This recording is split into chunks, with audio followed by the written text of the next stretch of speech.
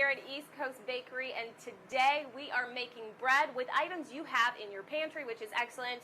Thank you, Baker Mikey, okay? So very limited ingredients. We don't need a whole lot to create magic. No, not at all. These are ingredients that everyone probably has in their cupboard. We've got water, which comes from your taps. We've got the oil. The oil can be vegetable oil or olive oil. Okay. Yeah. We've got the flour, can be any kind of flour, very simple bread. Sugar, salt, and yeast. I have all of those things, and I don't even cook or bake. So there you go. Excellent. Okay, so where do we begin? So we're going to begin by taking our 2 cups of warm water. Yep. And taking our yeast. Now, yeast, you'd be using about 2 teaspoons or a packet of yeast if you're using the dry yeast. I'm using a wet yeast here, which is what we have at the bakery. I'm going to just be adding, kind of eyeballing this, but you guys at home would be using about 2 teaspoons. Just right into that water. And you just know, you make this often, so you just know yeah, what it looks like. we get an eye for it very quickly. Yeah, all right. And then next you put in... Next I'm going to be taking my sugar. This is about half a cup of sugar here. It can be adjusted for if you prefer a sweeter bread, a slightly less sweet bread.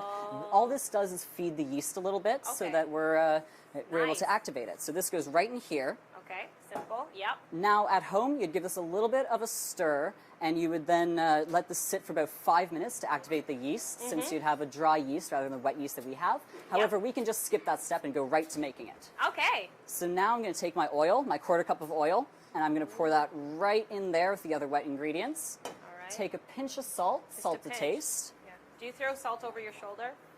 Throw salt over the shoulder, like for luck? luck. Yeah, I don't want to make a mess on our floor here, but... You don't want to be wasteful, true. Exactly. Okay, sorry.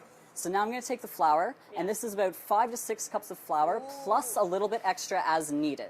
So I'm just going to fold this in just a little bit at a time, because you don't want it to get all clumpy. Now it's very wet, so I'm going to take some more flour, just chuck that in there. Little steps.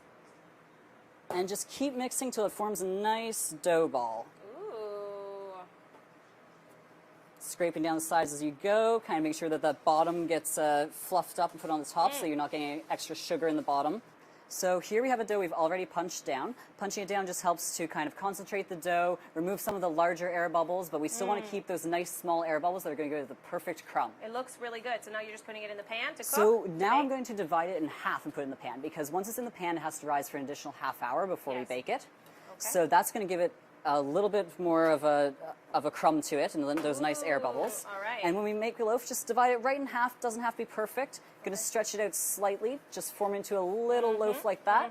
Goes right into your pan. If you have a non-stick pan, you don't need oil or anything in it. Just plop it right in. And you put that in the oven, and this is what comes out? That is exactly what comes out. This proofs for a ½ hour just like that. Just leave it for a ½ hour in a warm place. Do you want to show the camera? It looks amazing. Do you want to show that to the camera? Great job. And this is what this will look like. And we can make this at home. Exactly. Thank you so much. I Yeah, appreciate no all your help. This is great.